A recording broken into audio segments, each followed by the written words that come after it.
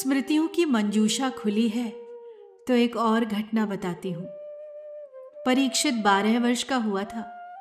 उस समय शाला में एक प्रतियोगिता हुई। शस्त्रों के साथ साथ शास्त्रों में प्रवीणता की भी परीक्षा थी। अन्य गुरुकुलों के विद्यार्थी भी आए थे। इतने बच्चों में द्वितीय स्थान पर रहा था मेरा पुत्र।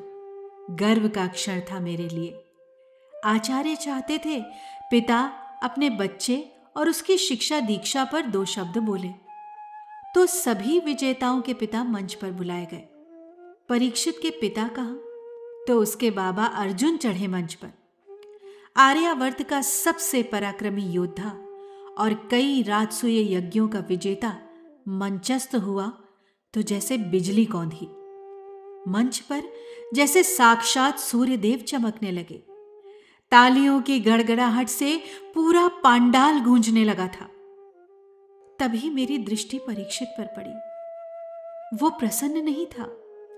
युवा पिताओं को निस्तेज करते अपने वृद्ध बाबा उसे संतुष्ट नहीं कर सके थे। उसके नेत्र और उसका हृदय अपने पिता को समीप चाहते थे। बाबा का परम प्रताप अपर्याप्त था। ये बात उसने आगे कभी कही भी थी मुझसे।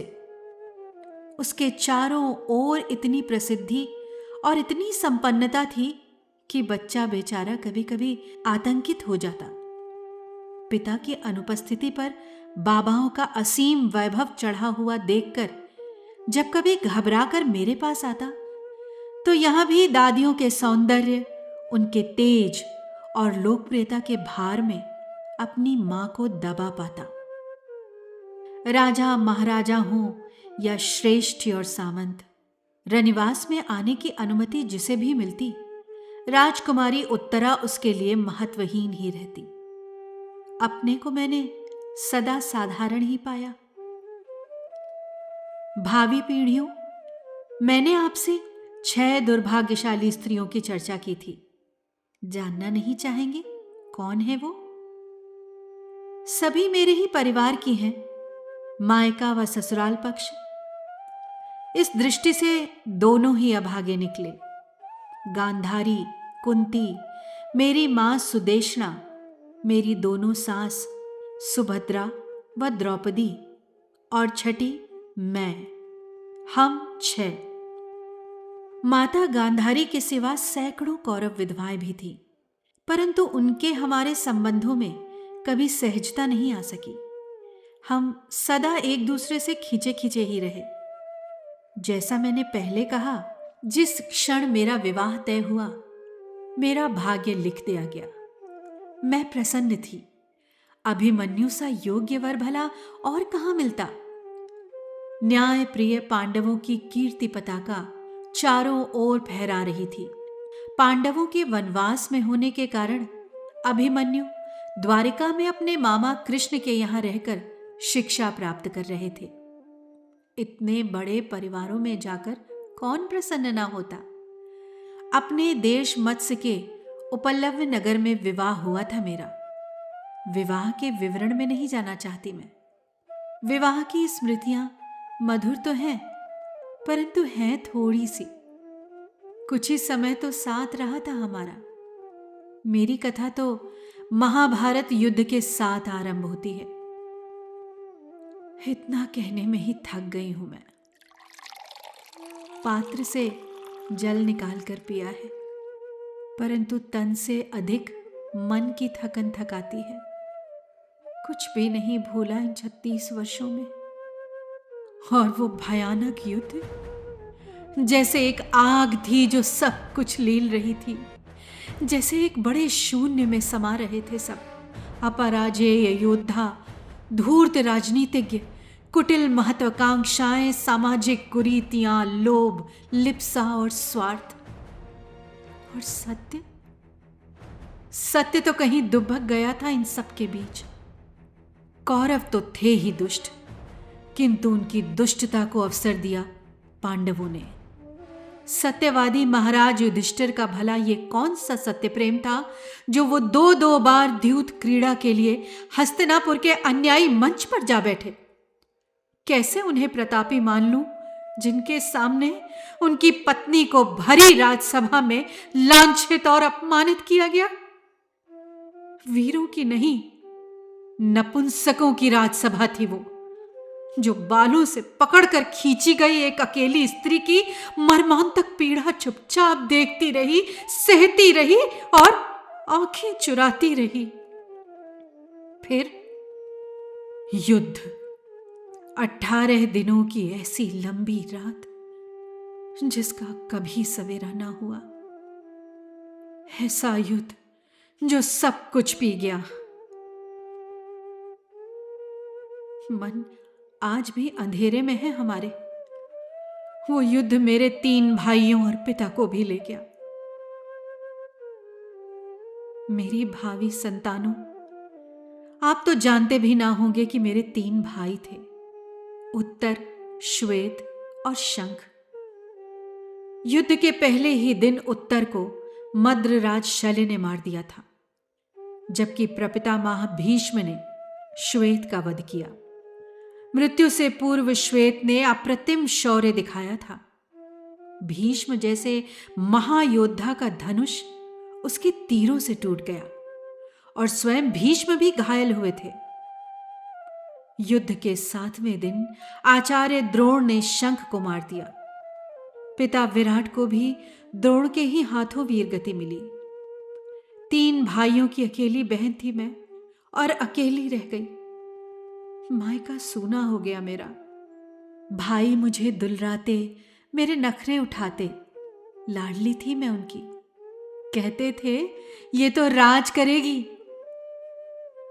राज ही तो किया मैंने, शमशान पर राज किया मैंने। एक वो शमशान जो नगर के बाहर है, और एक वो जो मेरे मन के भीतर है। मन से उठता धुआं मुझे न दिन में चैन लेने देता है और न ही रातों में सोने देता है। और अभिमन्यु, उनका उल्लेख कर ही चुकी हूं। वैसे भी इतना तो समझती ही हूं कि मेरे वीर पति की यशोगाथा शताब्दियों के पार जानी है।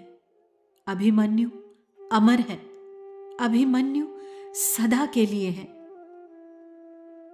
आज अभिमन्यु की स्मृति कुछ अधिक ही विकल कर रही है।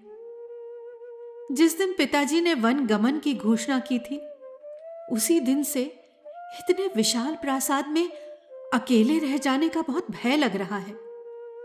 अपने विवाह का स्मरण हो आता है रह रहकर। बहुत धूमधाम से हुआ था विवाह। विवाह के कुछ दिनों बाद, जब चारों ओर भावी युद्ध की आशंका और तनाव पसरा हुआ था, अभिमन्यु ने एक दिन कहा था मुझसे, युद्ध नहीं होना चाहिए, किंतु कौरव मानेंगे नहीं। उनका अहंकार प्रलय को आमंत्रित कर रहा है। युद्ध होगा और निर्दोषों की आहुति लेगा।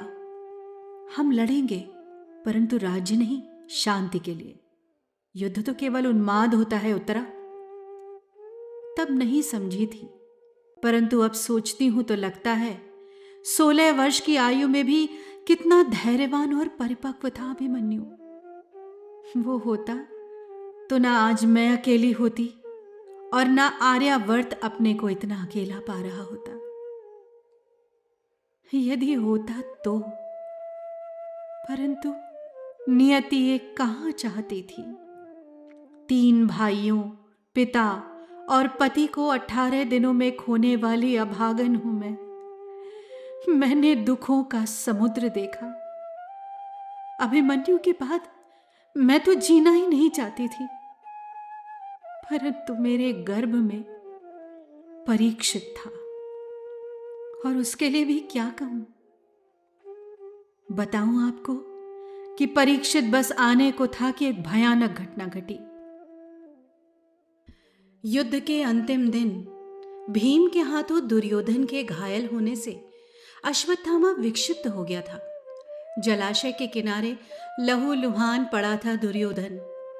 कौरव सेना नष्ट हो चुकी थी, परंतु दुर्योधन ने अपने रक्त से अश्वत्थामा को तिलक लगाकर उसे सेनापति घोषित किया, और तब कृतवर्मा और कृपाचार्य को लेकर अश्वत्थामा ने रात के अंधेरे में हमारे शिविर पर आक्रमण कर दिया। हमारे परिवार के लिए वो कभी न भूलने वाली रात बन गई। दुर्योधन के मृतप्राय होने का समाचार आते ही निश्चिंतता छा गई थी चारों ओर। पांचों पांडव शिविरों से दूर थे, जबकि इधर उनके पुत्र अपने अपने शिविरों में सो गए थे। तब अश्वत्थामा, कृपाचार्य और कृतवर्मा ने शिविरों में घुसकर मेरे पांचों देवरों अर्थात महारानी द्रौपदी से उत्पन्न 5 उप पांडवों और द्रौपदी के भाई धृष्टद्युम्न की हत्या कर दी। इतना क्रूर कृत्य कहीं और देखा क्या आपने? 5 तरुण पुत्रों को एक झटके में खोने वाली मां को देखकर उस रात प्रकृति भी रो उठी थी। द्रौपदी क्रोधित थी, विलाप कर रही थी। उनका रुदन देवताओं के हृदय हिला रहा था। पांडव लौटे तो शिविर का दृश्य देखकर हतप्रभ, जीत कर भी हार गए थे वो।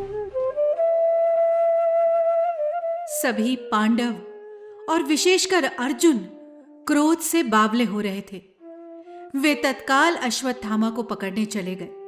बहुत ढूंढने के बाद वो पापी मिला, परंतु सामने मृत्यु देख भयभीत हो उठा। उसी क्षण उसने मेरे गर्भ को लक्ष्य करके ब्रह्मास्त्र चला दिया। वो अमोघ अस्त्र शिशु और मेरे भी प्राण लेकर ही जाता, यदि माधव मामा वहां ना होते।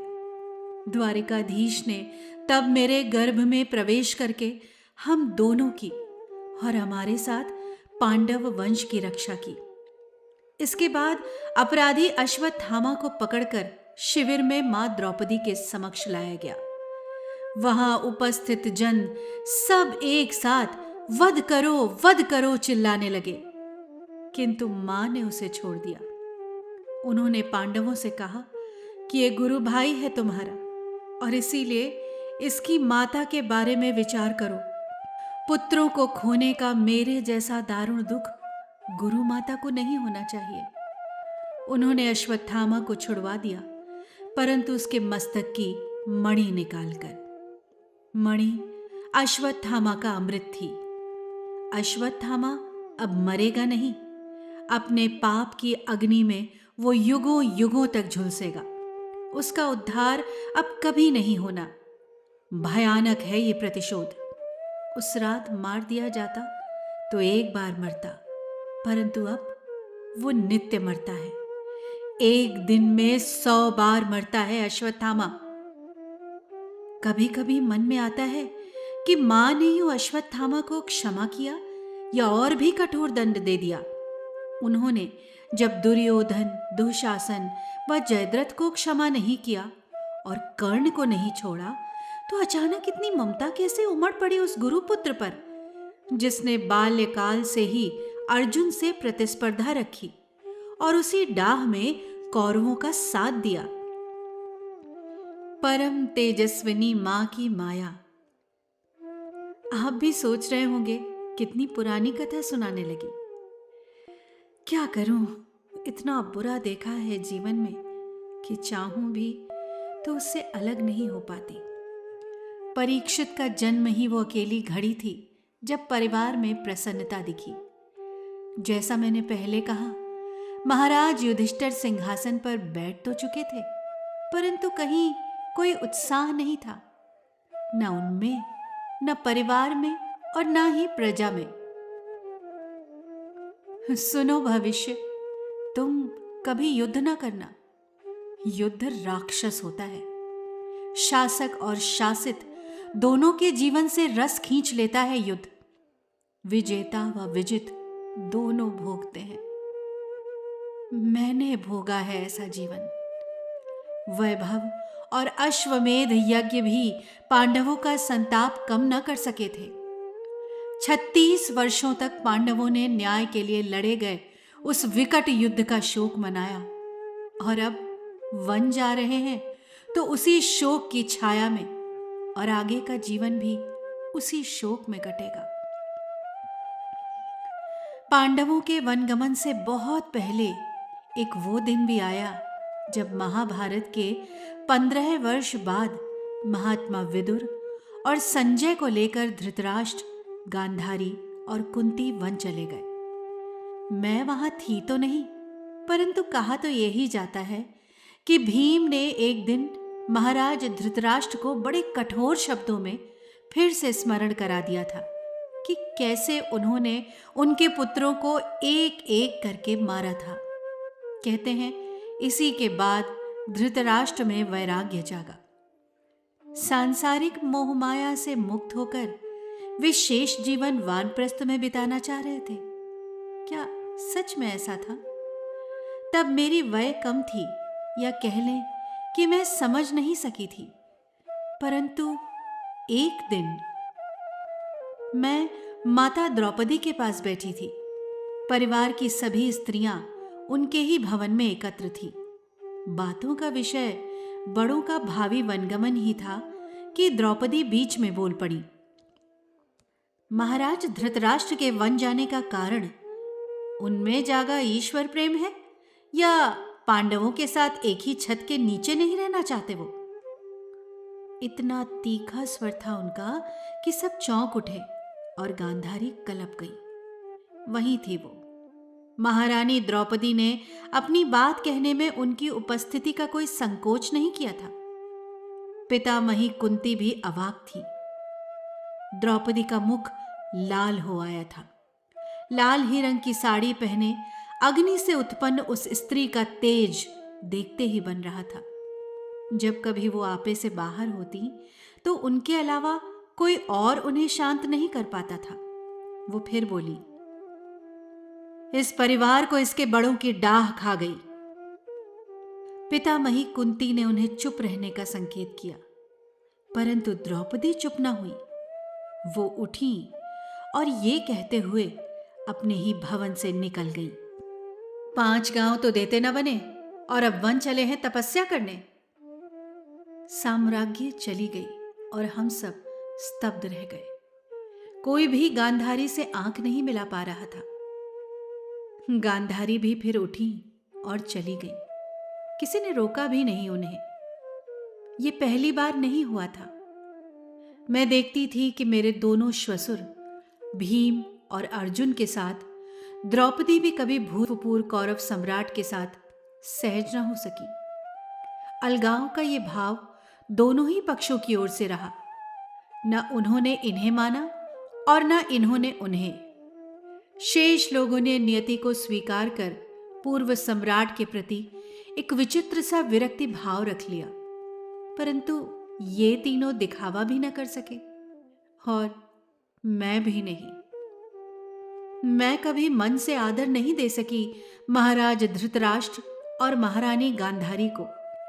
सच बात थी कि जब महाराज धृतराष्ट्र की अंधी महत्वाकांक्षा ने ही उनके पुत्रों को युद्ध पिपासु बनाया था, उन्हें पांडवों के प्रति उन्मादी घृणा से भर दिया था, तो वो स्वयं उन्हीं पांडुपुत्रों को शासक कैसे स्वीकार पाते?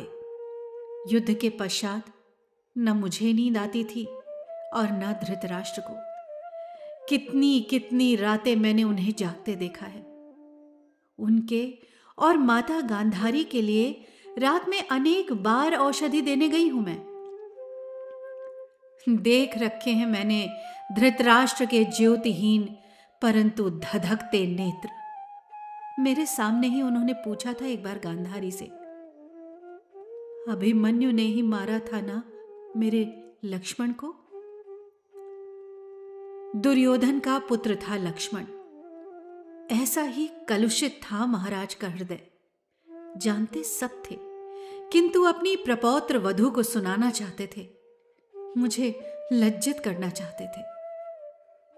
हां, पितामही गांधारी शालीन थी। मुझे उनसे ममत्व तो नहीं मिला, परंतु उन्होंने कभी तिरस्कृत भी नहीं किया। बस यूं ही सा संबंध रहा हमारा। द्रौपदी के लिए यही बात नहीं कही जा सकती। उनके प्रति अपने कठोर भावों को गांधारी ने कभी छिपाया नहीं। सच कहूं तो महाराज युधिष्ठिर के प्रति भी मैं अपनत्व का वो धागा न बांध सकी जो अन्य सबके साथ मुझे अनुभव होता। सम्राटों को व्यवहारिक भी होना चाहिए। सभी को व्यवहारिक होना चाहिए। जीवन कठोर सिद्धांतों से नहीं चल सकता।